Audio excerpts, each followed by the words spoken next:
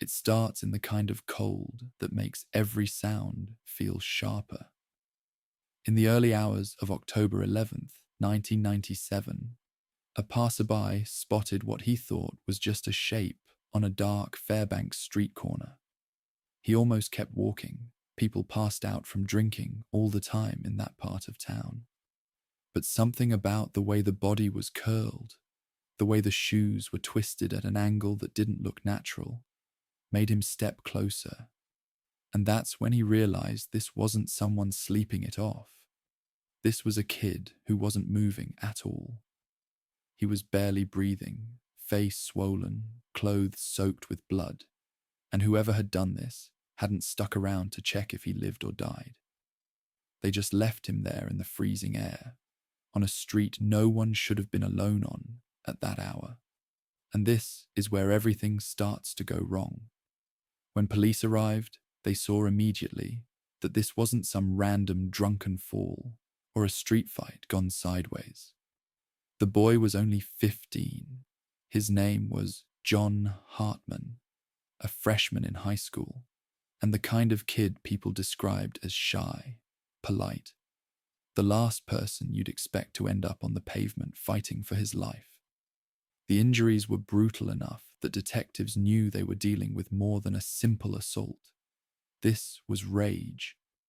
This was someone trying to make sure he never got back up. And before the sun rose, Fairbanks was already buzzing with rumors of gangs, revenge, outsiders, anything that could explain why a child had been beaten nearly to death for no clear reason.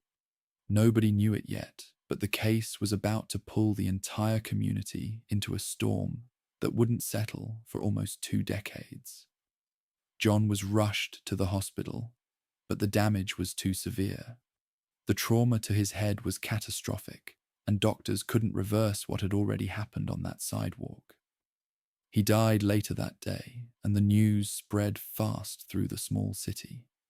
Parents kept their kids home. Teenagers whispered theories in school hallways. The police felt pressure rising by the hour, and in cases like this, pressure doesn't just make investigators work faster. It makes them grab onto the first thing that looks like an answer. And this is where the story starts to twist. What came next wasn't a slow, careful investigation. It was a scramble to find someone, anyone, who could be blamed. Detectives started picking up teenagers from the streets, asking questions that didn't feel like questions, pushing for names that didn't come naturally. Witnesses appeared out of nowhere, claiming they saw things they couldn't have possibly seen. One said he watched 4 boys beat John from nearly 450 feet away in the dark. Another said she recognized a suspect because he sounded native. None of it made sense, but panic has a way of making nonsense feel like truth. And once the police decided who they thought did it, they stopped looking anywhere else. By that evening, Fairbanks had convinced itself the case was moving toward justice.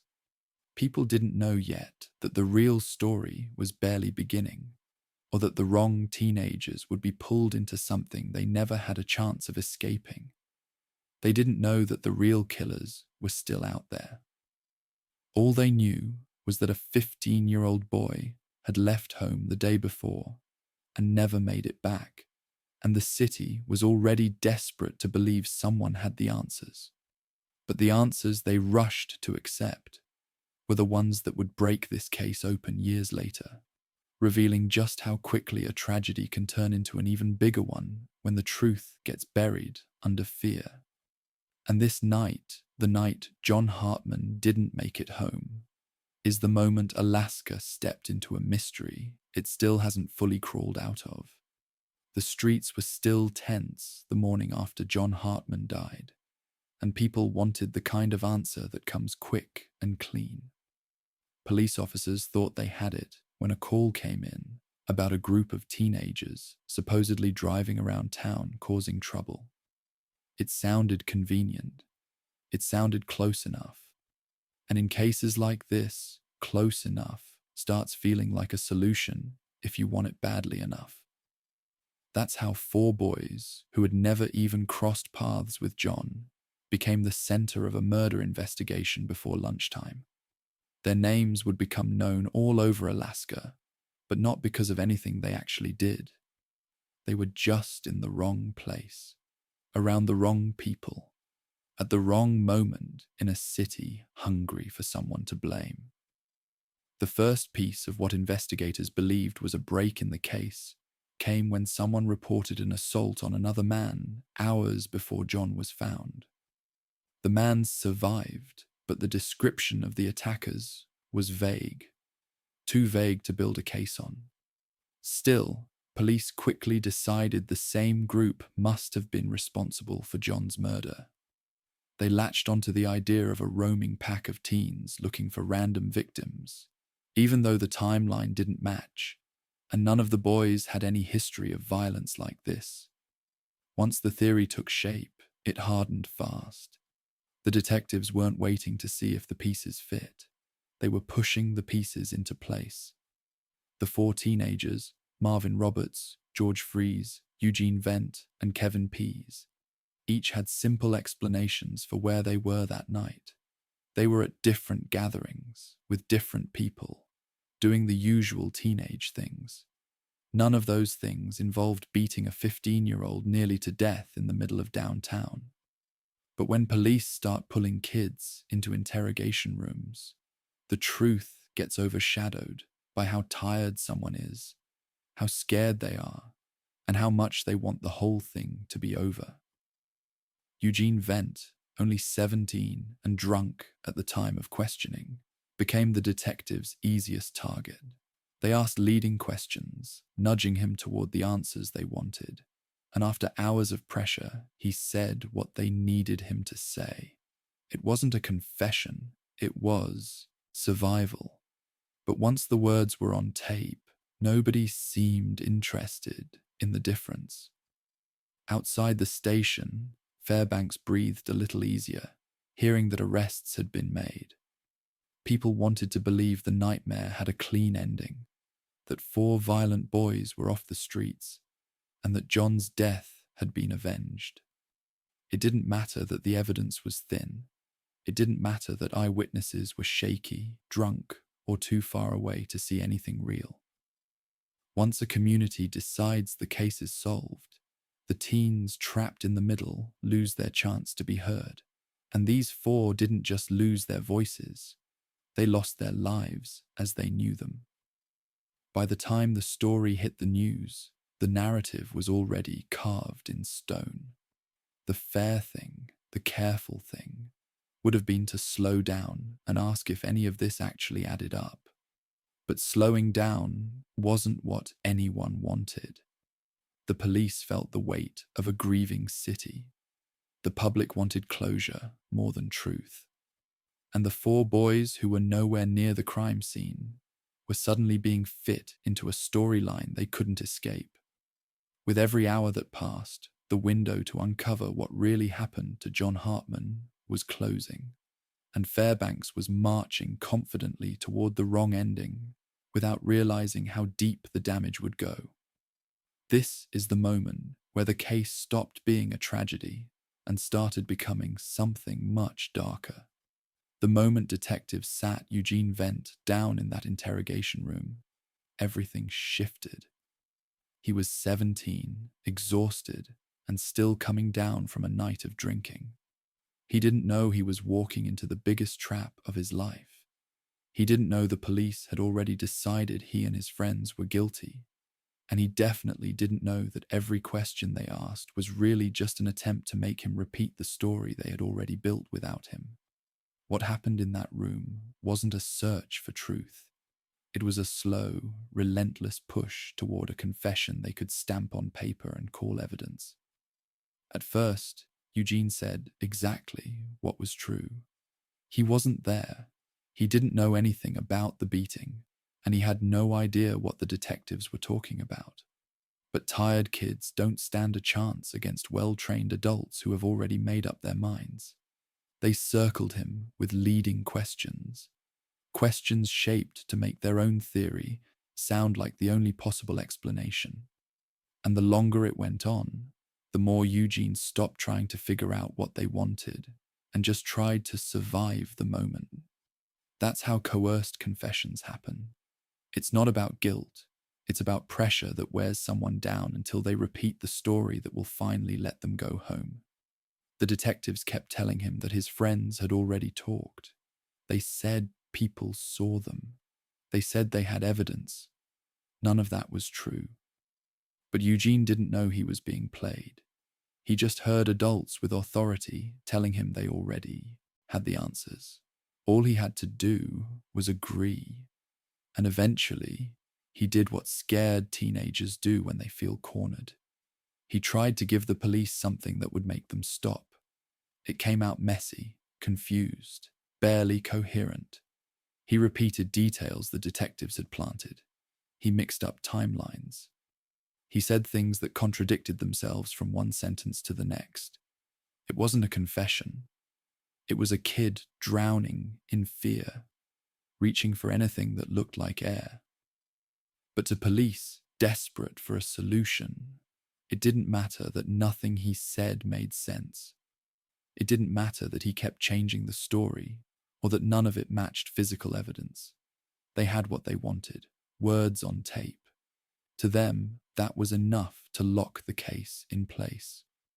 And once they had Eugene's broken, shaky statement, the rest of the investigation collapsed around it. Every future decision, every assumption, every leap in logic, everything pointed back to that coerced confession. The detectives treated it like the spine of the case, even though it was barely holding itself together. What made it worse was that most people never heard how the confession actually sounded. They heard the polished summary in court, not the reality of a teenager whispering half answers after hours of being coached. Prosecutors turned a shaky, forced narrative into something solid by presenting only the parts that helped them. They left out the confusion, the contradictions, the fear in Eugene's voice. They didn't show how he kept saying he wasn't involved until he finally broke. They didn't show that the facts he repeated were given to him by officers moments earlier. All anyone saw was the final version, a version trimmed, tightened, and weaponized. And once the confession was out in the world, it became almost impossible to undo. The other boys were pulled in with him. The city accepted the story. The media repeated it. Fairbanks wanted the nightmare to end, and Eugene's coerced words gave everyone permission to stop questioning the cracks in the case. Nobody realized those cracks were big enough to swallow 4 innocent lives. By the time the truth finally came out, the damage was done. A confused teenager's attempt to escape an interrogation room had turned into the pillar of a wrongful conviction. And it all started with a confession that never should have existed in the first place, one that showed just how dangerous it becomes when fear takes over and the people in charge stop caring whether the story they're building is real. The deeper investigators dug into their own theory, the more the cracks in the case started to shine through. The problem was that nobody wanted to look at them. From the beginning, the evidence against the 4 boys wasn't just thin. It was barely even evidence. Most of it was guesswork dressed up as certainty, wrapped in the kind of confidence that makes people stop asking questions. But when you peel back the layers and look at what the case was actually built on, it becomes clear how fragile it all really was. It wasn't proof. It was a story held together with assumptions, bad eyewitnesses, and a confession that didn't survive even the smallest amount of logic. One of the biggest pillars of the prosecution's case was an eyewitness who claimed he saw the attack from nearly 450 feet away, in the dark, while he himself was intoxicated. Detectives treated that statement like gospel. They never paused to ask how someone could distinguish faces, clothing, or even the number of people involved from half a football field away. They didn't stop to consider that the witness later admitted he wasn't even sure what he'd seen. They certainly didn't highlight the fact that his story changed multiple times. Instead, they took the version that fit their theory and held onto it like a lifeline, knowing the public would accept it if they said it with enough confidence.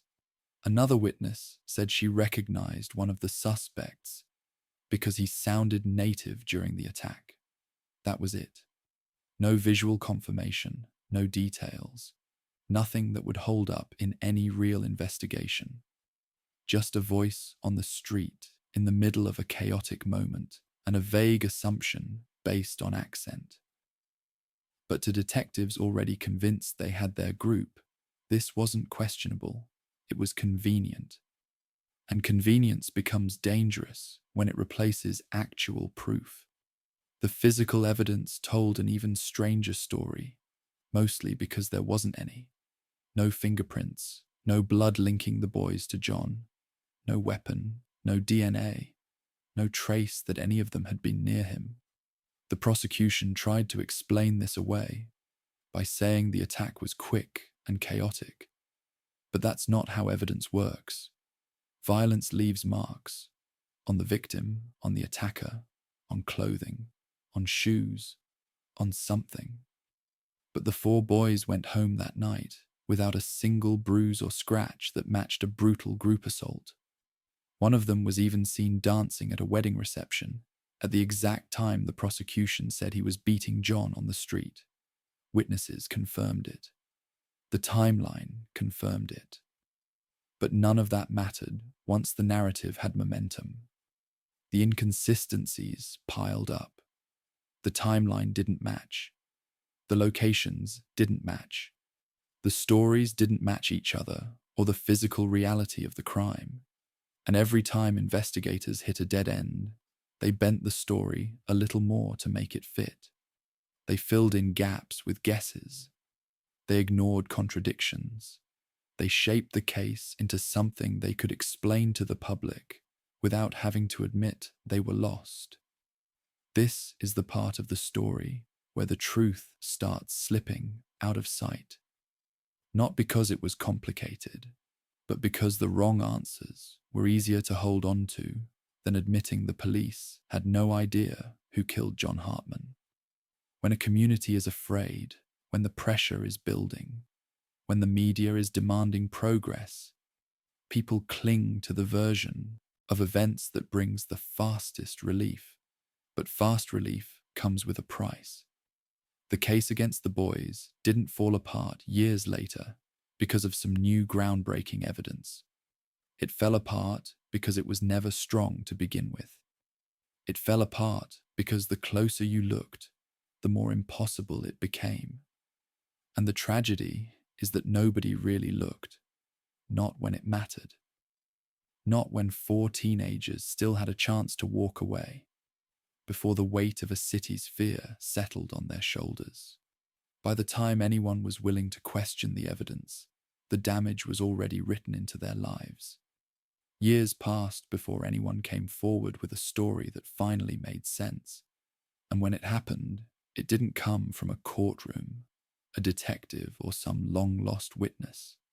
It came from inside a prison cell hundreds of miles away, written by a man who had nothing left to gain. His name was William Bill Holmes, and he was already serving a life sentence in California for unrelated murders. He had no deal on the table, no chance at freedom, no reason to protect anyone. And yet he decided to speak up, because he said the weight of knowing 4 innocent men were locked up for something he and his friend had done was eating at him. Whether that was guilt, ego, or something in between, nobody knows. All that mattered was what he admitted next. Holmes wrote an affidavit laying out the night of John Hartman's murder in a way that matched the details investigators had never been able to piece together. He described driving around Fairbanks with a group of friends, including a man named Jason Wallace, and looking for trouble. Their motives weren't complicated. They were bored, drunk, and violent. Holmes said Wallace was the one who got out of the car and beat a boy on the street, a boy Holmes later learned was John. The description of the attack lined up with the kind of injuries John suffered and the speed at which it happened. It wasn't a slow group beating like the prosecutors claimed. It was a sudden explosion of violence from one person, fueled by anger and ego, while the others stayed in the car and watched. The details Holmes gave weren't just vague recollections. He remembered the route they drove. He remembered where they stopped. He remembered the comments Wallace made afterward. And most importantly, he remembered that none of the Fairbanks Four had anything to do with the attack. His story didn't try to protect himself. It didn't minimize his role. It didn't attempt to shift blame onto someone else. He openly admitted being present during the assault, knowing exactly what Wallace was capable of and doing nothing to stop it. And unlike the shaky, confused statements that had been used to convict the four teenagers, Holmes' confession matched physics, timelines, geography, and reality. Investigators couldn't ignore it. The Alaska Innocence Project pored over the affidavit and found that Holmes's account explained things the original case had never been able to. For the first time, the narrative didn't require mental gymnastics to fit. It didn't rely on impossible eyewitness distances or teenagers magically appearing in two places at once. It didn't include a chaotic group attack that left no marks on the accused. Holmes's version was brutal, but it was believable, and that alone made it more than anything the police had assembled in 1997. The most disturbing part was what his confession suggested, that the real killer had been hiding in plain sight all along. Wallace wasn't some unknown drifter. He lived in Fairbanks. He was known for violence. He would later be convicted of another killing. And the idea that he might have murdered John wasn't a stretch. It fit his history. Holmes, admitting that Wallace delivered the fatal blows, only solidified what many local residents had suspected for years. But even with this information, nothing moved quickly. Authorities hesitated, partly because reopening the case meant admitting the original investigation had collapsed under its own mistakes. There were political consequences, legal consequences, and the risk of unraveling everything the state had insisted was true for almost 2 decades. And yet the more people looked into Holmes's story, the harder it was to deny that it held the answers Fairbanks had been missing since the morning John was found on that street corner. Holmes's confession didn't just expose someone else's guilt. It exposed how fragile the original convictions were. It showed how fear and pressure had built a false narrative, and how that narrative had been stronger than truth for far too long. And even though his affidavit cracked the case wide open, it also raised a darker question. If the wrong men were in prison, how many people already knew who the right ones were and chose to stay silent? What happened next should have been the moment the truth finally won. Holmes came forward. Another witness recanted. The original evidence was falling apart. The case was unraveling in real time. For the first time in 18 years, the Fairbanks Four weren't just shouting into the void. They had the kind of proof that forces a justice system to stop and look at itself. A 5-week post-conviction hearing was ordered, and it felt like everything was finally moving toward the answer everyone had been too afraid to face. The wrong men were in prison, and the real killer had walked free. But right when the judge was about to make a ruling, the entire thing took a sharp turn. A deal appeared, one that solved everything and nothing at the exact same time. The state of Alaska didn't admit wrongdoing. They didn't admit the investigation had been flawed. They didn't admit the confessions were coerced, or that the eyewitnesses had been unreliable. Instead, they offered what felt like a shortcut. The men could walk free, but only if they agreed to stop accusing the state of misconduct and never sue for what had been done to them. It was a deal designed to close the case fast without ever reopening the wounds that caused it. For the Fairbanks Four, it wasn't a celebration. It was a choice between freedom and the chance to expose the truth fully. After nearly 2 decades behind bars, they took the only path that gave them their lives back. The courtroom where the agreement was read felt heavy. Reporters called it a victory, but the mood wasn't victory. It was exhaustion. These men had lost their youth, their futures, their families, and nearly everything they could have become. And now, after all of that, they were being told they could go home, but only if they accepted a version of justice that never actually cleared their names in the way they deserved. Their convictions would be vacated, yes. They'd be free men, yes. But the state refused to say they were innocent. The closest it came was acknowledging reasonable doubt, which is a polite legal way of saying the truth is too messy to fix cleanly. When the news broke, Fairbanks didn't cheer. The community had spent years watching the cracks grow wider, watching evidence collapse, watching new testimonies rise from places the original investigation never bothered to look. They saw a system that wanted closure more than accountability, and they saw 4 men walking out of prison into a world that had moved on without them. Families were relieved, but also angry, because freedom isn't the same thing as justice, and everyone knew it. Holmes had already pointed the finger at Wallace. Wallace was already serving time for another killing. The pieces were all there for prosecutors to pursue the real case. But the state never charged him with John Hartman's murder. They said there wasn't enough corroborating evidence. They said Holmes wasn't trustworthy. They said reopening the investigation wouldn't lead anywhere. But to the people watching, it looked like something simpler. Admitting the real killer had been free, while 4 teenagers were sent to prison, would raise questions the state didn't want to answer. The deal closed the door on the Fairbanks Four's legal claims, but it didn't close the door on the questions Alaska still has. Why weren't Wallace and the others he named ever charged? Why did the original investigation lean so heavily on impossible eyewitnesses and a confession that was barely coherent? How did an entire city get convinced 4 innocent boys were responsible? And why did the state fight so hard to avoid saying the truth out loud?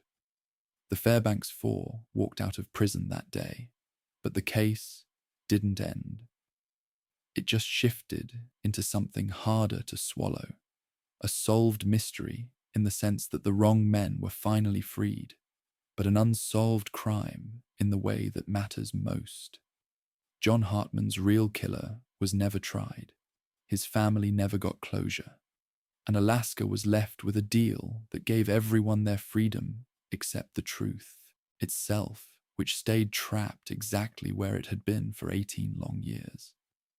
When Samantha Koenig disappeared from her small Anchorage coffee kiosk on February 1st, 2012, it didn't just feel like another missing person case. It hit Alaska with a kind of force that made people freeze where they were standing. The security footage showed her being led away by a man wearing a ski mask, calm as if he'd done it 100 times before. He moved with purpose, never rushing, never hesitating, and that alone told investigators they weren't dealing with someone reckless or impulsive. This was someone who had thought it through, someone who knew exactly how to make a person vanish without leaving much behind. And this is the moment when Alaska realizes the story unfolding in front of them is much darker than a single abduction. The man who took her was Israel Keyes, a 34-year-old contractor living a quiet, ordinary-looking life. And that's what made the case so terrifying. He wasn't the kind of person who stood out. He wasn't the kind of person people warned you about. He had a house, a kid, a business, and a reputation for being polite and helpful. On paper, he blended in. But underneath that surface was a man who'd been planning crimes for more than a decade, crossing state lines to hurt people he'd never met, and hiding the pieces so well that law enforcement never connected any of it until it was too late. While investigators scrambled to track Samantha's last known movements, Keyes was already gone. He had left the state within hours of the kidnapping, boarding a plane with the confidence of someone who knew Alaska. Police had nothing real to follow. Samantha wasn't with him. He had left her body hidden in a shed back home, frozen by the temperature and untouched by the world that was desperately searching for her. And while the entire city panicked, organizing searches, putting up flyers and begging for tips, Keyes was relaxing on a cruise with his family, smiling in vacation photos nobody would recognize until much later. The contrast was almost unreal. People crying over Samantha while her killer drank cocktails on a ship, acting like he hadn't just destroyed a family.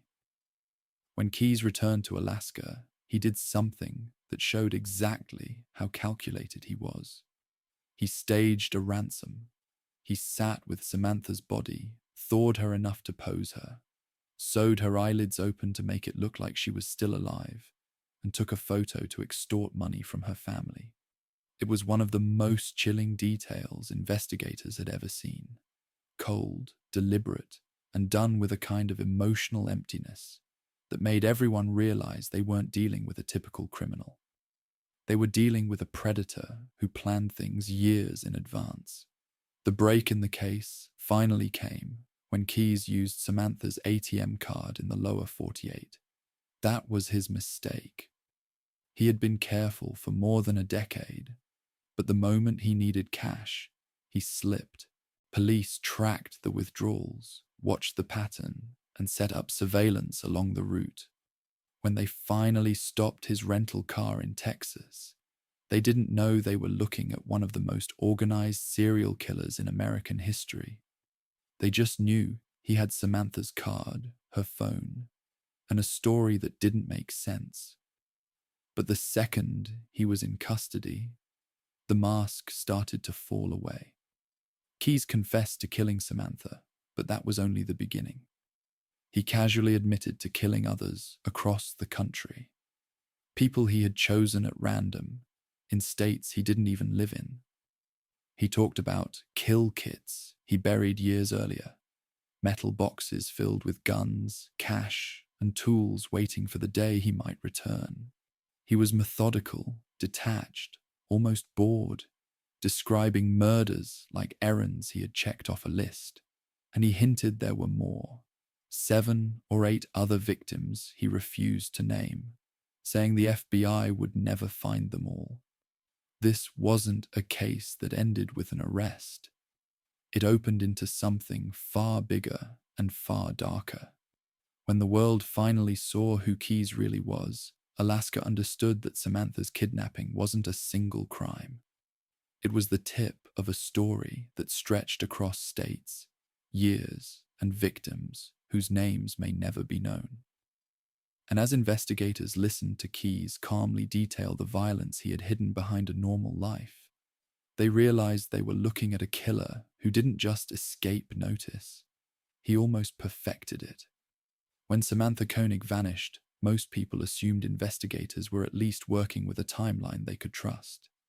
But by the time Israel Keyes was finally caught, it became painfully clear that Samantha had been gone long before anyone realized what had actually happened to her. In the first few days after her disappearance, her family held onto the hope that she was still alive somewhere, maybe being held, maybe waiting for a chance to escape. That hope didn't fade quickly, not when the ransom note appeared, not when her ATM card was used, not even when the withdrawals came from thousands of miles away. Everyone wanted to believe she was still out there. But the truth was darker, and it had been dark from the very beginning. Keyes had killed her the same night he took her. While Anchorage was just beginning to wake up to the news of her disappearance, Keyes had already left her body in a shed beside his house. She was hidden in the cold darkness, just yards from where people walked, drove, and lived their everyday lives, completely unaware that the case they were trying to unravel had already crossed the point of no return. It wasn't a mystery that needed to be solved piece by piece. It was already over. That was Keyes's advantage. He planned everything backward, starting with the aftermath, making sure investigators would always be chasing a ghost. What made it worse was how convincing the illusion looked from the outside. The ransom note he crafted was written to drag everyone in the wrong direction. He used Samantha's phone to make it look like she was alive. He took photos that appeared real enough to keep hope alive. He staged it so carefully that even seasoned investigators held on to the possibility she might be waiting for a rescue. When someone like Keyes manipulates a timeline, the damage spreads fast. Every hour spent searching for a living victim is an hour spent walking away from the truth. The ATM withdrawals were another layer of misdirection. They came from New Mexico, then Arizona, then Texas, each one making it seem like Samantha was being transported across the country. The pattern drew agents into a multi-state chase, watching gas stations and convenience stores for a girl who couldn't be found because she had never left Anchorage. Keyes did all of it with a calm, almost eerie confidence. He counted on the distance to blur the lines, on the clues to scatter attention, on the cruelty of false hope to hide what he had done. And for a while, it worked. While the entire country was seeing her face on the news, Keyes was blending into the background, driving through states where nobody knew his name or what he had done. He didn't rush, didn't panic, didn't behave like someone on the run. And that's what made him so terrifying. He didn't need to escape. He had already escaped the moment he walked away from the kiosk. The rest of the journey was just him staying ahead of a story he had already finished writing. When the truth finally came out, that Samantha had been killed the same night she disappeared, the shock hit harder because people had believed the ransom. They believed the ATM footage. They believed they were watching the movements of a missing girl. But the movements belonged to Keyes alone. Every mile he traveled was an echo meant to distract the world from what had been silently waiting in that shed back home. By the time investigators learned the truth, it wasn't just a matter of realizing the timeline was wrong. It was realizing how expertly they had been manipulated. Keyes didn't make mistakes in the beginning. He didn't leave breadcrumbs, didn't rush, didn't slip. His only mistake was using the ATM card too many times. But by then, the horror had already been sealed in place. Samantha's case wasn't just about a kidnapping. It was about how one man controlled the narrative long enough to make the world believe something that was never true. And once investigators understood how far ahead he had been, they began to wonder how many other victims had vanished without anyone ever knowing they were gone in the first place. When investigators finally sat across from Israel Keyes in an interrogation room, they expected a man who would resist, deny, stall, or break under pressure. Instead, they got someone who talked like he was describing a hobby. Calm, casual, occasionally amused. That alone unsettled the agents. They weren't dealing with someone who regretted what he'd done. They were dealing with someone who had spent more than a decade perfecting it.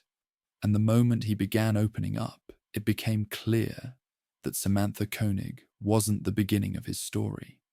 She was the final chapter of a long, hidden timeline that stretched across the country in ways nobody had ever imagined.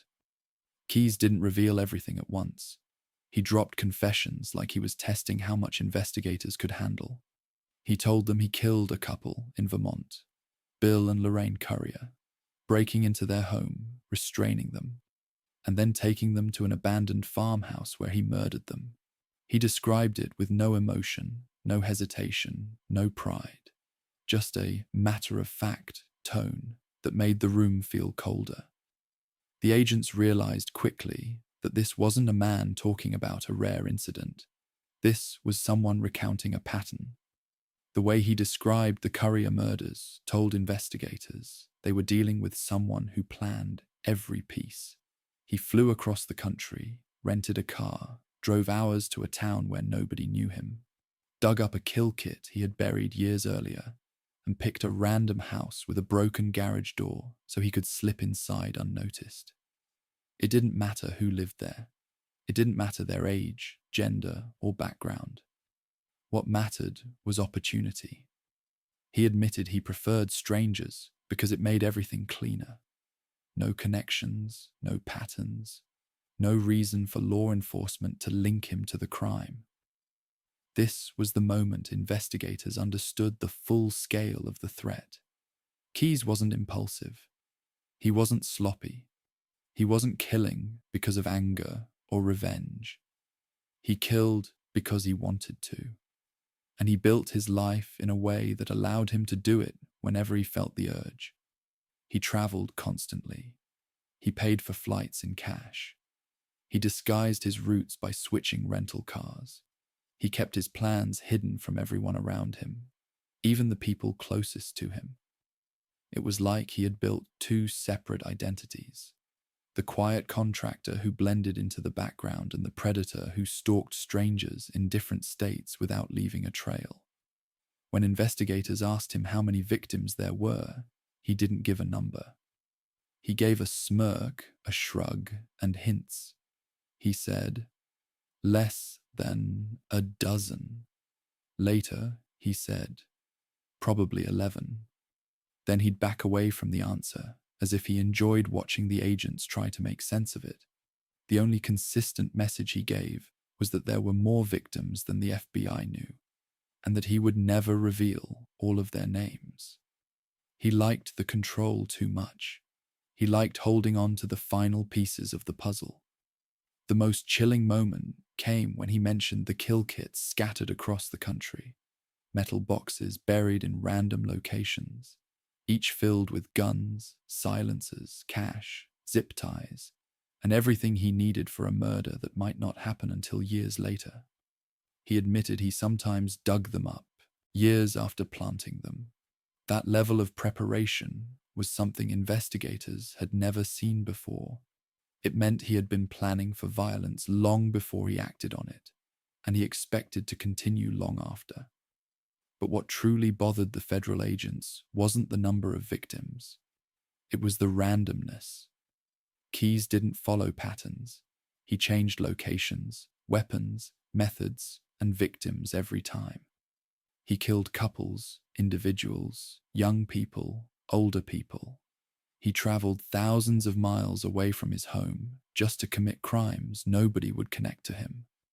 This kind of predator is the nightmare of every investigator. Unpredictable, mobile, and invisible.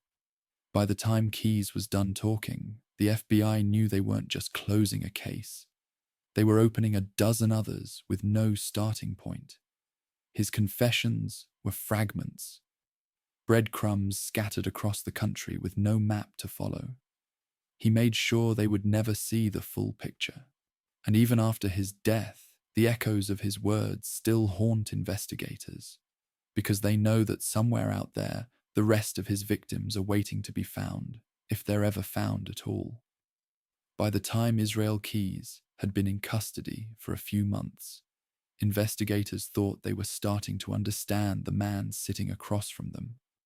But then he did something that made them realize they were still miles away from the truth. One morning, guards found him sitting on the floor of his cell, calm and quiet, with 11 crude skulls drawn in his own blood. No explanation, no message. Just the skulls, spaced out with a kind of unsettling precision, as if each one represented a chapter he had never finished telling. And this is where the investigation slipped into a darker place. The part where Keyes' secrets didn't just hint at hidden crimes, but taunted the people trying to uncover them. To investigators, the meaning seemed obvious. 11 skulls, 11 victims. It lined up with the number he had hinted at, the number he smirked at whenever they asked how far his crimes truly stretched. But Keyes didn't confirm anything. He just left the drawings behind, giving the FBI a silent riddle that would outlive him. It was the kind of gesture that made agents feel like they were chasing someone who enjoyed the chase more than the conclusion, someone who liked holding power even when he had no freedom left. And the worst part was that they couldn't dismiss it as theatrics. Everything about Keyes' past made it believable. Investigators had already confirmed 3 murders: Samantha Koenig and the Vermont couple, Bill and Lorraine Currier. They suspected several more, including a teenage girl in New York and at least 1 victim in Washington state. But suspicion wasn't enough. They needed evidence, timelines, or witnesses. Things Keyes had buried as meticulously as his kill kits. He had spent years manipulating geography. He traveled constantly. He took trips nobody questioned. He drove rental cars thousands of miles under fake names. He studied police patterns, forensic limitations, and interstate gaps in communication. He created a lifestyle built around anonymity, making sure every crime stood alone, impossible to tie back to him without his cooperation. And he loved that. In interviews, he dripped information slowly, as if savoring the moments when FBI agents leaned forward in their chairs. He'd say things like, "You've barely scratched the surface," or "I won't tell you everything," knowing the silence that followed would land harder than any confession. He talked about his murders like they were unfinished art projects, carefully crafted, strategically placed, impossible to decode without his instructions. The agents weren't just trying to solve crimes. They were trying to decode the mind of someone who planned violence the way others plan vacations. But before they could get the full picture, Keyes took it away. On December 2nd, 2012, guards found him dead in his cell, wrists cut, a pool of blood spreading across the floor. There was a note, a chaotic, rambling poem filled with symbols and metaphors, but no names, no locations, nothing investigators could use. He didn't apologize. He didn't explain. He didn't unlock a single piece of the puzzle. He ended his life in the same calculated way he had lived it, controlling the narrative, controlling the outcome, and leaving everyone else in the dark. The suicide wasn't just the end of Keyes. It was the end of any realistic chance at finding the rest of his victims. Without his guidance, the search became a labyrinth of half-clues scattered across the country. The kill kits he left behind hinted at crimes that might have happened years earlier. His travel records revealed gaps long enough for disappearances nobody connected to him at the time. The skulls on his cell floor became the closest thing investigators had to a final tally, and even that might have been a smokescreen. To this day, agents still review missing person files looking for patterns he might have created by accident. They still revisit his interviews, listening for phrases that might have been clues. They still search areas where he traveled alone, hoping to find remains that match the timeline. And every time a new cold case resurfaces in a state Keyes visited, the same question rises again. Was this one of his? That's the legacy he left behind. Not just murder, but uncertainty. Not just victims, but unanswered questions. He didn't just vanish people, he vanished the truth. And the 11 skulls he drew in blood weren't a confession. They were a reminder that the FBI isn't just dealing with crimes they couldn't solve in time. They're dealing with a killer who made sure some answers will never surface, no matter how hard they dig. Kent Leppink's body was found on a lonely trail outside Hope, Alaska, on a cold May morning in 1996. He had been shot multiple times, left in a way that made it clear he never saw his killer coming. The scene didn't look random. It looked personal, deliberate, and fueled by something more calculated than a spur-of-the-moment fight. But the biggest shock wasn't the murder itself.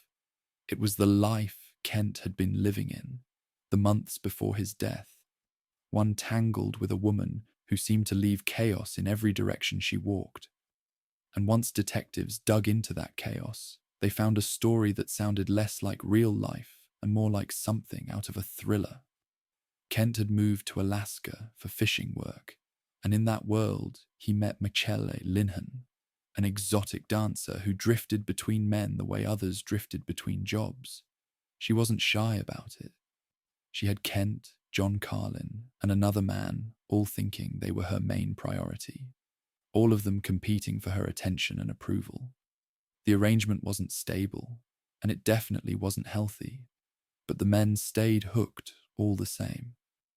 Michelle had a way of making people believe she cared deeply, even when her actions suggested she was only investing as long as it benefited her. And Kent, who genuinely believed she cared for him, did whatever he could to keep her close. Just weeks before he was killed, Kent made a huge change. He removed Michelle as the beneficiary of his $1 million life insurance policy. He didn't make the decision quietly. He told people he didn't trust her anymore. He wrote a letter to his parents saying that if anything happened to him, Michelle and her secret fiancé would be the ones to look at. It was the kind of statement that hits like a punch in hindsight. But at the time, nobody realized how serious he was. Nobody imagined he was on the edge of being murdered. When Kent's body was discovered, suspicion fell instantly on Michelle and John Carlin. The circumstances were too convenient. The timing was too sharp. The motive was sitting right on the surface. But there was a problem. No physical evidence tied them to the trail in Hope. There were no witnesses placing them there, no weapon recovered, no direct link connecting them to the moment Kent died. Investigators had a compelling story, but stories don't convict people. Evidence does. And without it, the case went cold for nearly a decade. During that time, Michelle reinvented herself. She moved to Washington, married a doctor, stepped into a quiet suburban life, and left behind the world that had once been built on manipulation and fractured relationships. She seemed to become the kind of person no one would look twice at. But when cold case detectives reopened Kent's file, her past came roaring back. The letter Kent wrote resurfaced. Witnesses from her old life began speaking up. A picture formed, not of physical proof, but of emotional and psychological motive. Prosecutors believed she had convinced Carlin to help her get rid of Kent for money she thought would still come her way. In 2006, nearly 10 years after the murder, both Michelle and Carlin were indicted. The trial that followed painted her as a femme fatale who used charm to manipulate men into doing things they wouldn't normally do. The jury bought the narrative. In 2007, Michelle was convicted of first-degree murder and sentenced to 99 years. Carlin was convicted separately and sent to prison as well. To the public, it looked like justice had finally arrived. But nothing in this case stayed solid for long. 2 years later, Carlin was murdered in prison, beaten to death by another inmate. And in 2010, Michelle's conviction collapsed. The Alaska Court of Appeals ruled that her trial had been tainted by evidence that never should have been introduced, including references to a movie about a cunning woman who manipulates men into murder. The letter from the grave, written by Kent, was also deemed too prejudicial. Without those pieces, the case lost nearly all its weight. A retrial was ordered, but prosecutors were out of time, out of witnesses, and out of a partner defendant. In 2011, they dropped all charges.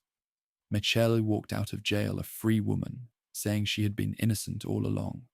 And that was it. The case was over. Not solved, just over. Kent's family never got the closure they needed. The suspects who once stood in court as killers left the system without a conviction hanging over them.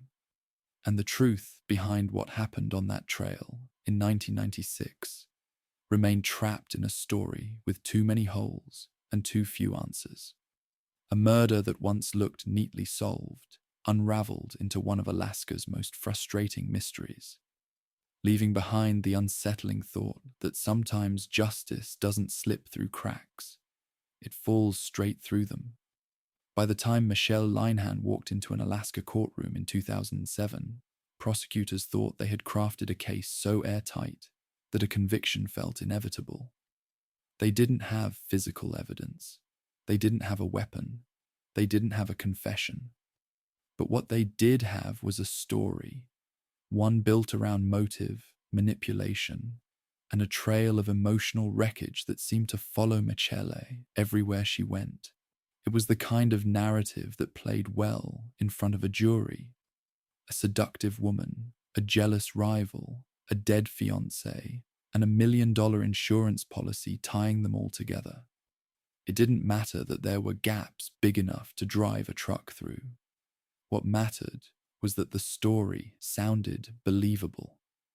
And once people find a storyline that feels right, they stop looking for the pieces that don't fit. The prosecution leaned heavily on the version of Michelle that had existed years earlier. Young, magnetic, dancing in Anchorage clubs, drawing men into her orbit with a mix of charm and distance. She wasn't painted as someone who made mistakes. She was painted as someone who made moves. They said she played Kent Leppink and John Carlin against each other, keeping both men hoping, confused, and competing for her affection. They said she craved the security of the insurance money. They said she was the mastermind behind the murder, pulling strings while Carlin carried out the actual killing. It was cinematic, and that was the problem. The jury didn't see a woman living a messy, chaotic life. They saw a character, the kind of femme fatale you'd expect in a movie, where the good guy dies and the alluring villain walks away smiling. The prosecution even leaned into that comparison directly. They referenced The Last Seduction, a film about a ruthless woman manipulating men into committing murder for her benefit. They used it not just as a metaphor, but as evidence, implying Michelle had modeled herself after the character. The moment that movie entered the courtroom, everything shifted. It allowed jurors to stop thinking of Michelle as a real person and start thinking of her as an archetype, a dangerous woman who used good men as weapons. It blurred the line between fact and narrative, between what actually happened and what sounded like it could have. The most powerful piece of their story was Kent's letter, the one he wrote to his parents saying that if anything happened to him, Michelle and her secret fiancé would be responsible. It was haunting, personal, and emotionally devastating. But it wasn't evidence. It was fear written on paper by a man whose heart had been broken and whose life had become tangled in jealousy and suspicion. In a courtroom, though, those emotions became a weapon. His words carried more weight than any forensic detail ever could have. They felt prophetic, even though there was no proof they were grounded in reality. And once the jury heard them, everything else started to fall neatly into the story the prosecution had built. The conviction came quickly. Michelle was sentenced to 99 years. Carlin received a similar fate. For a moment, it looked like Alaska had finally solved the riddle of who killed Kent Leppink. But stories built on emotion instead of evidence eventually start to crumble. In 2010, appellate judges tore into the trial with a precision the original case had never faced. They ruled that the movie reference poisoned the jury. They ruled that Kent's letter should never have been presented the way it was. They ruled that too much of the case depended on character assassination and not enough on provable fact. And just like that, everything that once seemed solid turned back into fog. A retrial was ordered, but the case was already collapsing under the weight of its own weaknesses. Carlin was dead, murdered in prison. Key witnesses were gone or unreliable. The dramatic evidence was now inadmissible, and the state's confidence evaporated. Prosecutors quietly backed away, announcing they would not try Michele again. In one motion, the murder case that had once brought national attention vanished, and Michele walked free, stepping into a world that had already made up its mind about her, even though the courts no longer had. What remained was a vacuum, a sense that the truth had slipped away in the years of chaos, accusations, and broken narratives. The murder of Kent Leppink was no closer to being solved. The woman once labelled as a mastermind, left without a conviction, but also without vindication. The man once believed to be her accomplice died without clearing his name. And the story that once looked like a solved crime became yet another Alaskan mystery, where the truth lies somewhere between what people believe and what really happened. In the end, the case didn't unravel because of new evidence. It unraveled because the original story was never built on solid ground. It was built on fear, jealousy, and the kind of assumptions that feel true even when they never were. The truth didn't surface. It drowned in the noise. And what Alaska was left with was a question they still can't answer. Was Michele Linhan a dangerous manipulator, or just an easy villain in a case desperate for resolution? When the Alaska Court of Appeals overturned Michele Linhan's conviction in 2010, it wasn't just a legal decision, it was a demolition. Everything the prosecution had built, everything the jury had been convinced of, everything the community believed about the case suddenly came loose from its foundation. What looked like a solved murder unraveled into something uncertain, uncomfortable, and impossible to cleanly resolve. The conviction didn't collapse because someone found new DNA or a hidden witness. It collapsed because the original case had been held together with emotion, assumptions, and storytelling techniques that had no place in a courtroom. And once those were stripped away, almost nothing solid was left standing. The appeals judges didn't mince words. They tore into the way the prosecution had used Kent's letter, the one where he warned his parents that if he died, Michele and her secret fiancé would be responsible. The judges said the letter didn't predict anything. It just revealed a man feeling betrayed, frightened, and suspicious. It was the raw panic of someone tangled in a messy relationship, not evidence pointing toward an actual murder plot. But in the original trial, that letter had been treated like the voice of a ghost delivering a final warning. Juries aren't supposed to be swayed by emotion, but they're human. Hearing a dead man accuse his former fiancée hits harder than any forensic detail ever could. Once the judges removed the emotional weight of that letter, the case shifted instantly. The film reference unraveled things even further. Prosecutors had compared Michele to a character in The Last Seduction, a seductive, manipulative woman who convinces men to kill for her. They didn't just hint at similarities. They practically argued the movie was a blueprint Michele used in real life. That comparison planted an idea in the jury's mind. Michele wasn't just a complicated woman. She was a dangerous one acting out a script that might work in a documentary. It might work in a book. But in a courtroom where someone's freedom is at stake, it was poison. The appeals court agreed. They ruled that the movie reference created a fictional lens that distorted everything else in the trial. And once that lens was smashed, the prosecution lost its strongest psychological weapon. Without those two elements, the case lost shape. All that remained was a motive without evidence, a theory without proof, and a timeline nobody could tie directly to Michele or Carlin. And the biggest problem was that juries don't convict people based on vibes. They convict based on facts. The original trial had leaned hard on the idea that Michele had the motive and personality to orchestrate a murder. But motive isn't proof. Personality isn't proof. Suspicion isn't proof. Once the appeals court stripped away the theatrics, what remained couldn't hold up to the burden of a retrial. By the time the case came back to prosecutors, it was a shell of what it once appeared to be. Their star co-defendant, John Carlin, had been murdered in prison. Key witnesses had faded. Memories had blurred. Evidence hadn't magically become stronger, and the narrative power that once drove the conviction had been legally disallowed.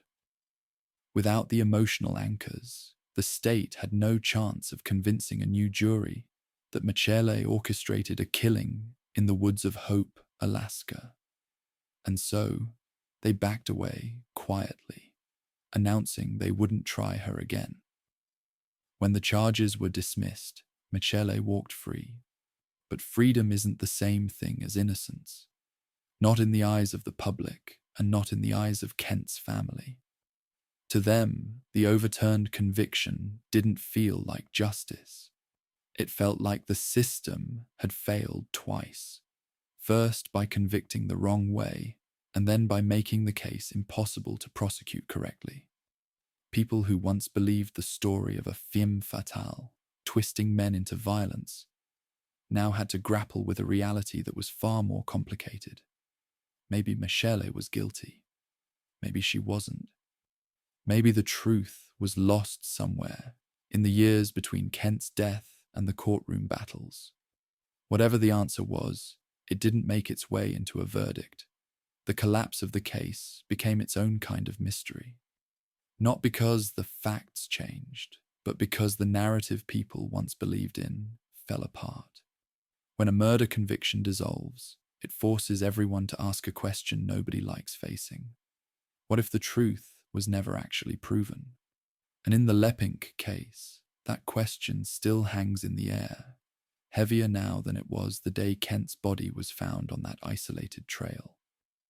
When 11-year-old Mandy Lemaire left her house in Taslina on a late August evening in 1991, nothing about the moment felt unusual. She told her family she was going to visit a friend nearby. It was the kind of walk kids in rural Alaska made all the time. Quiet, familiar, safe enough that no one imagined she wouldn't be home again before long.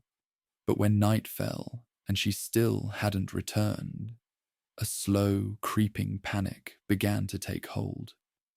At first, her family told themselves she was just running late, that maybe she'd stayed longer than expected. But as hours passed and no one could find her, that panic hardened into something far worse. And by the next morning, it was clear that Mandy hadn't just wandered off. Something had happened to her. Something violent, something deliberate, something that shattered the small community long before they knew the details. 10 days later, searchers found her body in the woods. The shock that hit the community was immediate and heavy.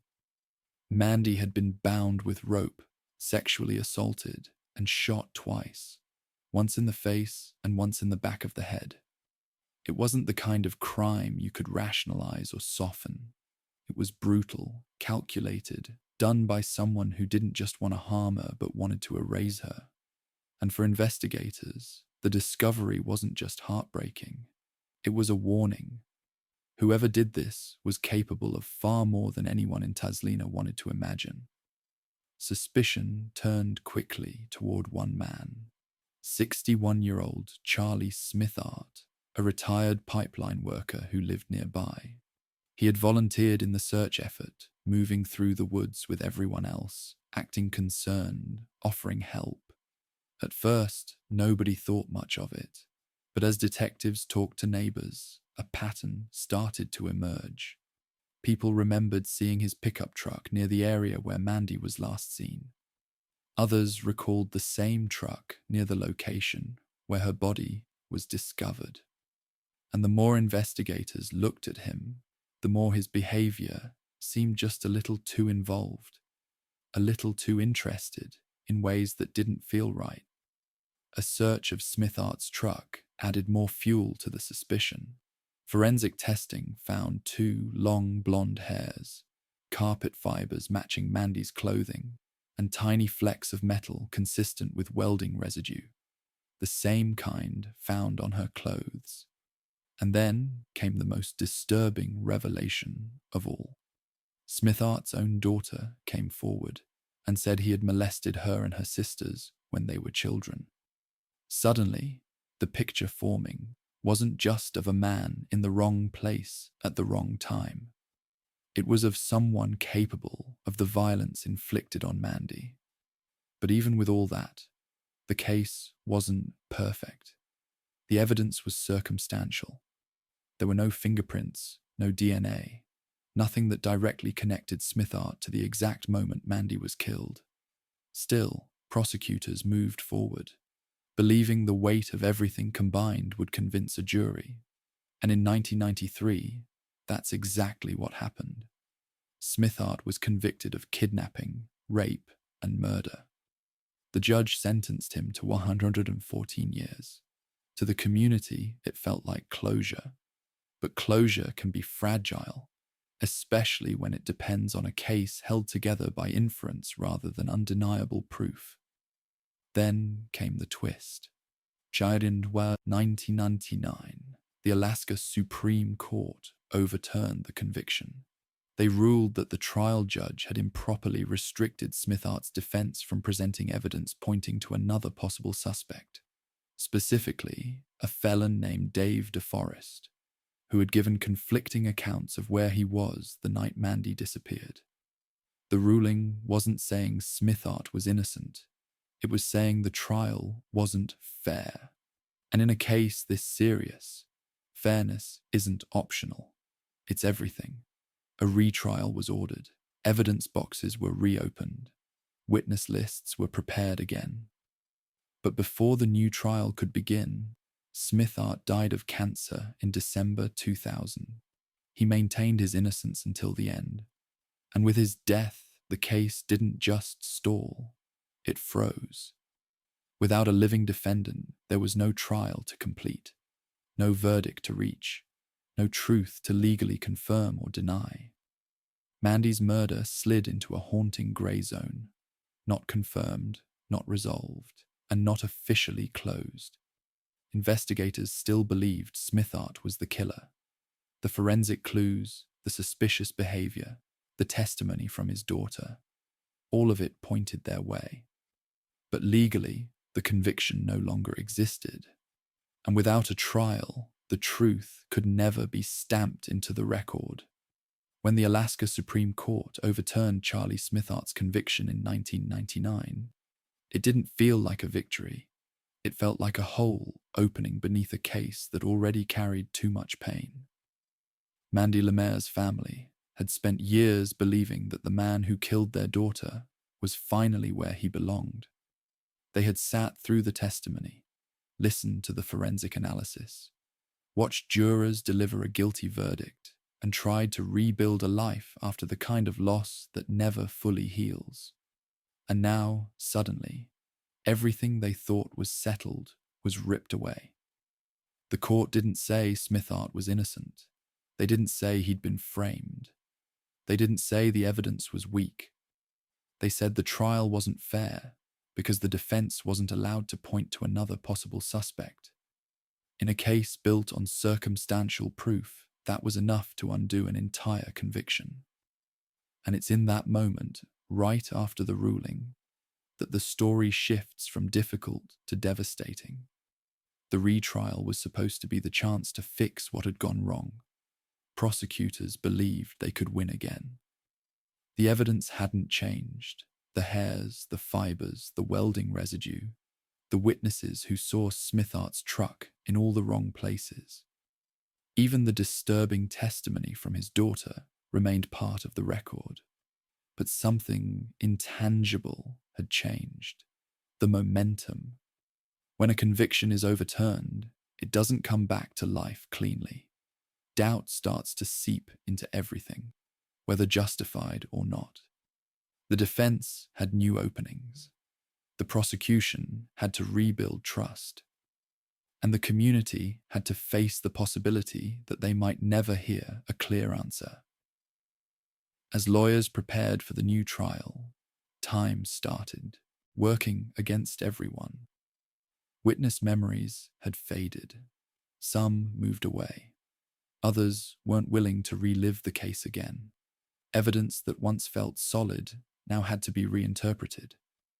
The alternate suspect, Dave DeForest, became a shadow hanging over the proceedings, mentioned enough to destabilize the narrative, but not enough to replace Smithart as the prime suspect. It wasn't that investigators believed DeForest was guilty. It was that the court believed jurors should have been allowed to hear about him the first time. That legal technicality, meant to protect fairness, now stood between Mandy's family and the closure they thought they had earned. Then, before the retrial could even begin, Smithart died in prison of cancer. He never walked into a courtroom again, never sat at a defense table, never heard a second verdict. He maintained his innocence until the day he died, insisting he had been framed, misunderstood, or targeted unfairly. And with his death, the case slammed into a wall. A dead defendant can't stand trial. There's no cross-examination, no verdict, no appeals process. Everything just stops. And when it stops like that, the truth doesn't get a chance to breathe. For the community, it left a sickening feeling of unfinished business. Investigators still believed Smithart was the killer. They had never wavered on that point. They had spent years building a profile of a man whose behavior, history, and forensic ties all pointed directly at Mandy. But belief isn't proof. Suspicion isn't a verdict. And once the conviction was erased, the legal status of the case shifted instantly from solved to unsolved, as if the years of work had evaporated in an instant.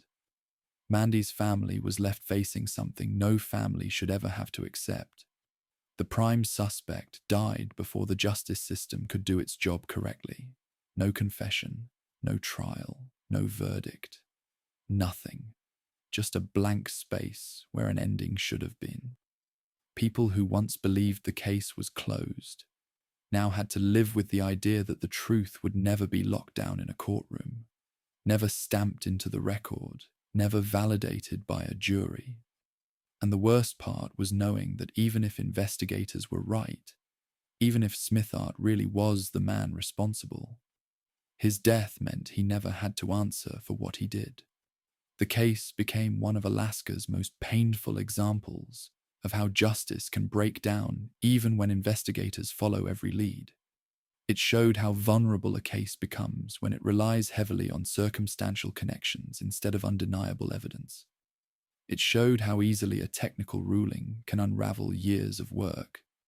And it showed how sometimes justice doesn't fail because people make mistakes, but because time runs out. To this day, Mandy's murder sits in a strange space. It's not cold because no one was suspected. It's cold because the one man who was believed guilty never faced the complete process that would have sealed that truth. The evidence points one way, the legal status points another, and the family sits in the middle, carrying a grief made heavier by the silence that followed Smithart's death, a silence that feels final but never satisfying. John Pezenti Jr. spent his life capturing the wildness of Alaska in images most people could only dream of seeing firsthand. Bears tearing through river currents, eagles locked mid-air, the endless white stretches that make Alaska feel like another world. He photographed all of it with a patience and talent that made his work famous far beyond the state. His photos hung in museums, in private collections, and even in the Oval Office.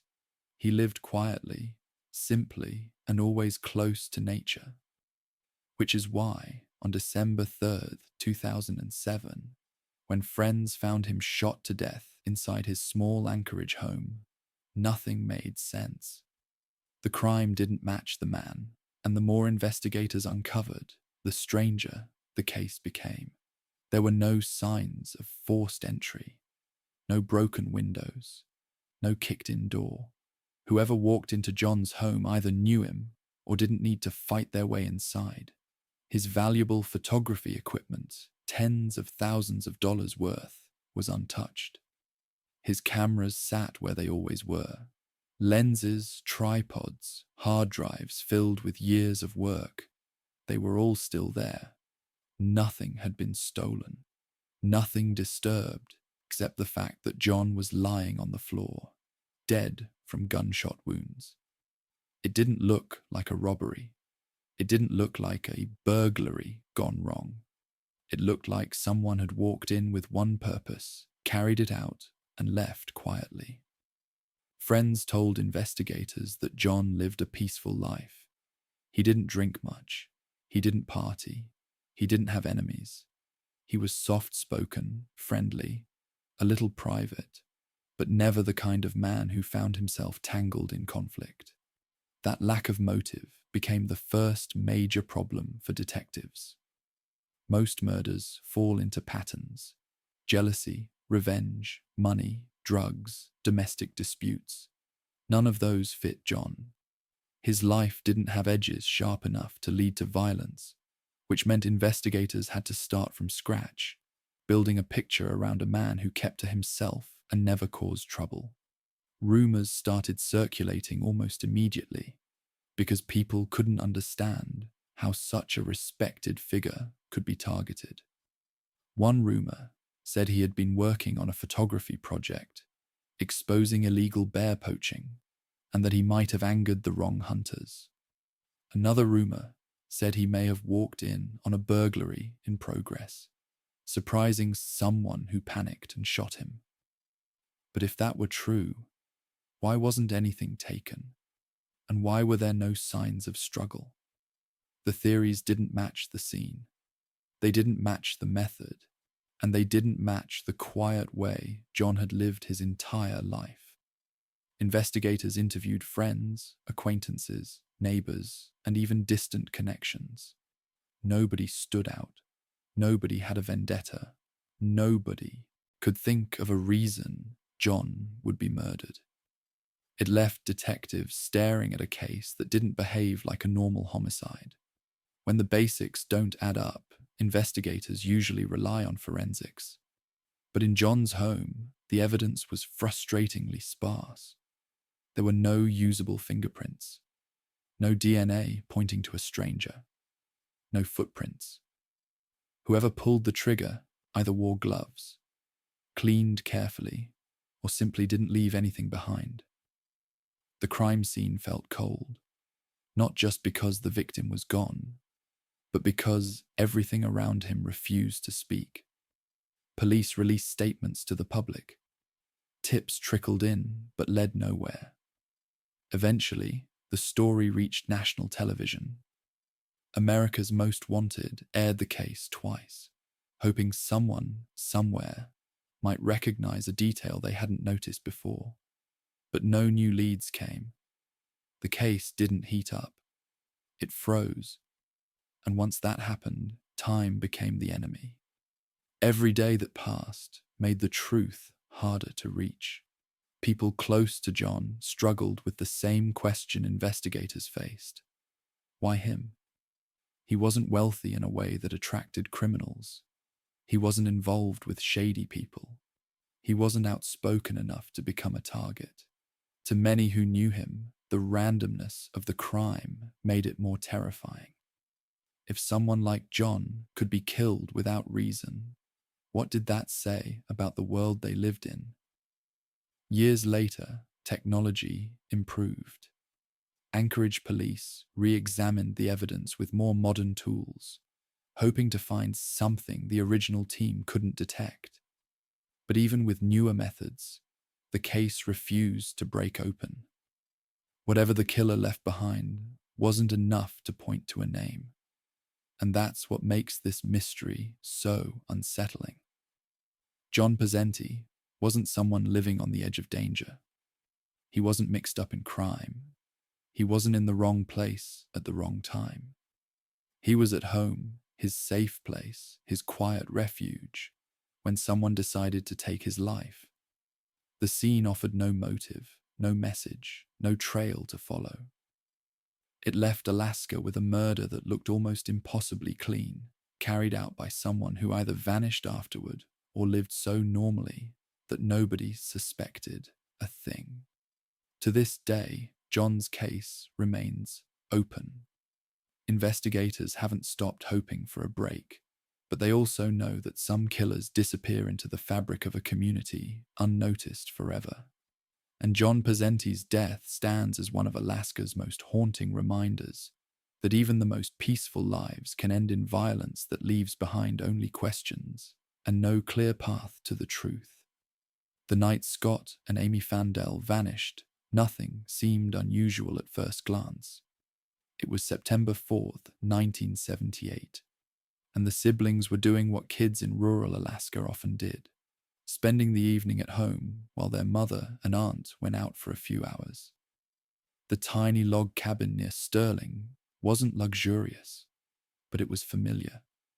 Their road was quiet. Their nearest neighbors were friendly, and the community was small enough that everyone felt connected. The idea that two children could disappear without a trace from such a place sounded impossible. But when their mother returned in the early morning hours and found the cabin dark and silent, something felt off. Scott and Amy hated the dark. They always left a light on. The moment she stepped inside and saw the stove still warm, a pot of water half-boiled, and ingredients for a late-night snack scattered on the counter, the scene felt frozen in time. Like the kids had stepped away for a moment and somehow never stepped back. By the next afternoon, when the children still hadn't appeared, and none of the neighbors had seen them, panic began to settle in. The Alaska State Troopers were called, and what started as a search quickly transformed into one of the most baffling missing child investigations in the state's history. The cabin showed no signs of struggle. The front door was unlocked, but that wasn't unusual. The lock had been broken for months. There were no footprints leading into the forest, no overturned furniture, no blood, no signs of forced entry.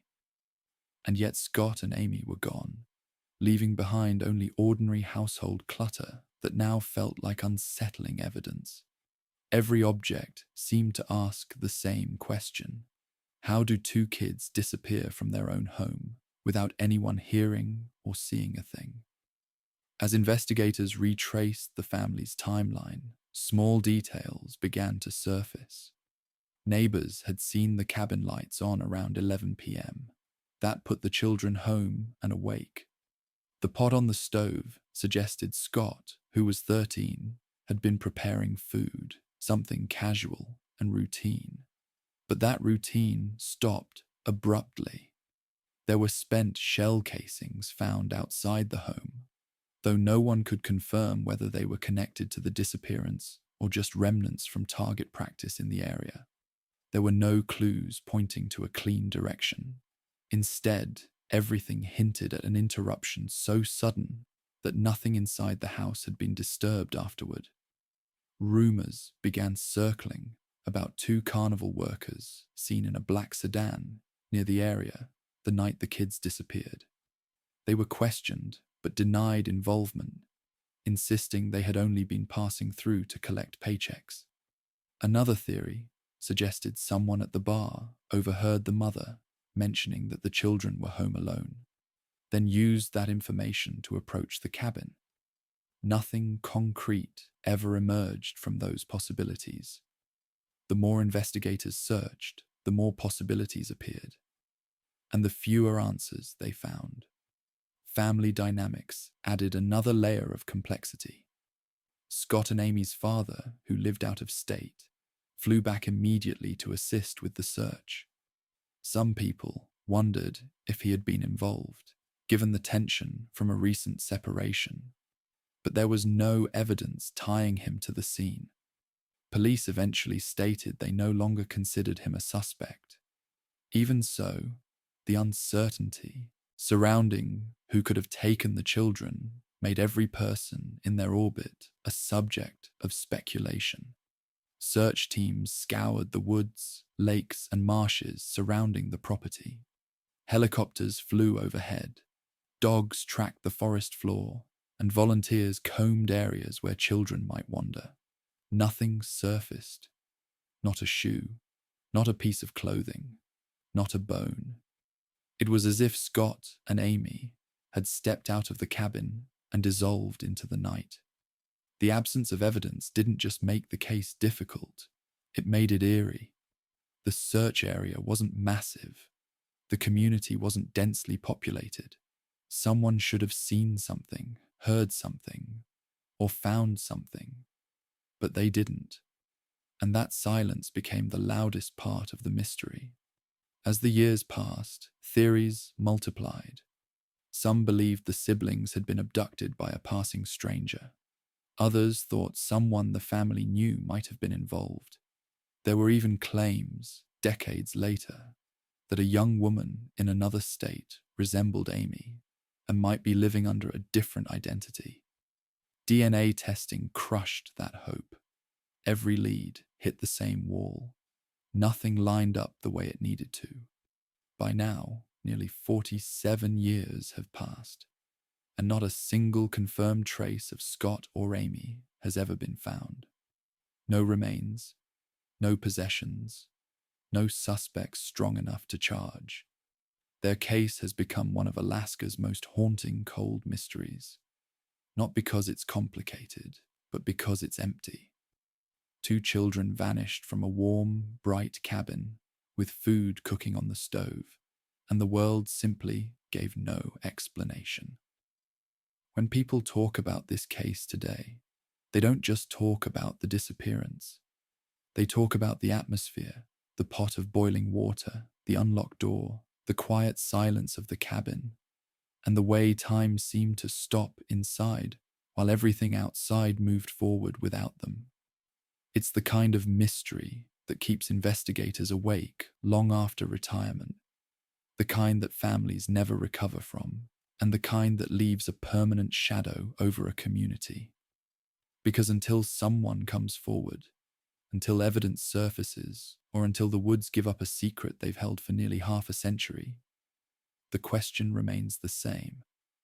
What happened to Scott and Amy Fandel in that dark Alaskan night? And how did they vanish so completely that not even time has been able to bring an answer? Alaska has always been a place where mysteries linger longer than they should.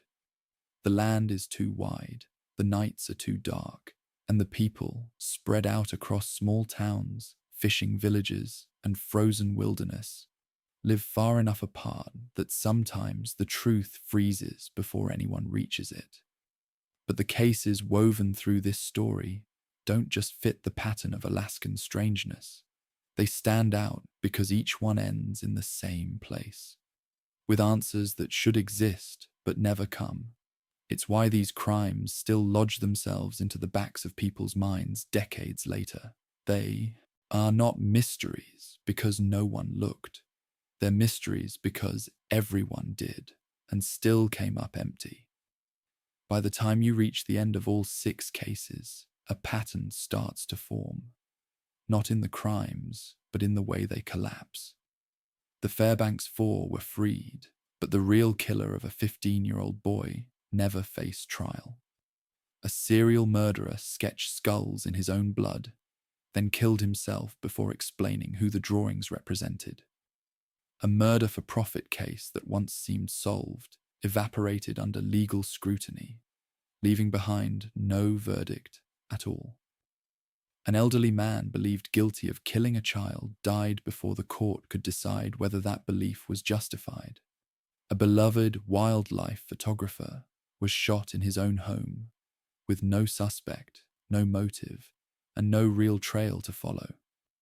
2 children disappeared from a warm, lived-in cabin without leaving a single clue that pointed anywhere. These aren't stories that fade with time.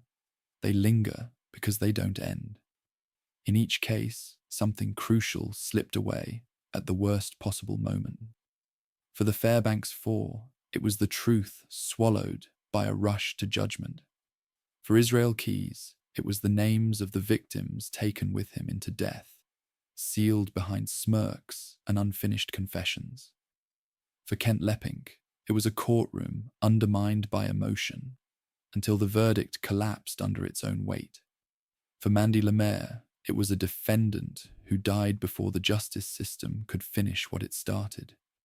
For John Pesenti, it was a killer who left nothing behind. Not a footprint, not a fingerprint, not even a rumor that held up in daylight. And for Scott and Amy Fandel, it was everything. The trail, the motive, the suspects, the bodies, the story. All of it evaporated. That's what makes these particular mysteries so haunting. They all sit on the edge between solved and unsolved, in a grey zone where things feel obvious but aren't proven, or feel impossible but clearly happened. The Fairbanks Four were freed because the truth finally cracked the surface. But the truth didn't finish the job. Israel Keyes exposed just enough to terrify everyone, then slammed the door on the rest. Michelle Linehan didn't walk out of prison because she was proven innocent.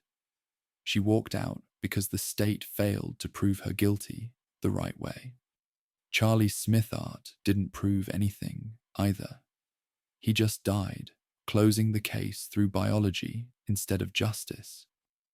And the Pesenti and Fandel cases didn't crumble.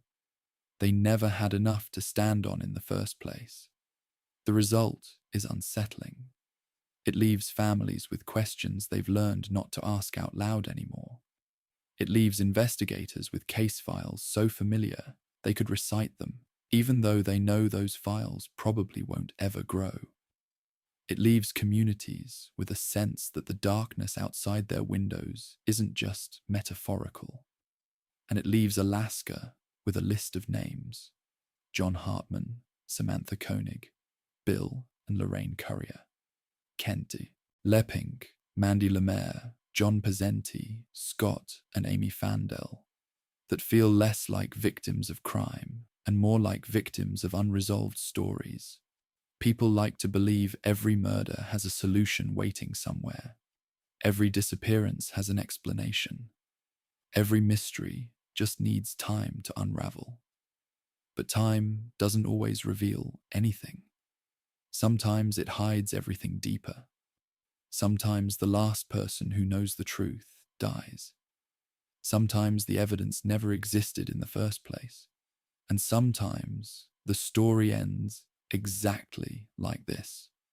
Not with a revelation, not with a killer caught decades later, but with a lingering ache in the space where answers should be. These 6 cases show the part of Alaska most people don't see. Not the beautiful mountains or the endless wilderness. Not the wildlife, not the northern lights. They show a place where isolation can swallow the truth whole, and where some mysteries stay frozen exactly where they began. When you look at all of them together, one thing becomes painfully clear. Alaska isn't just a place where people disappear. It's a place where answers do too.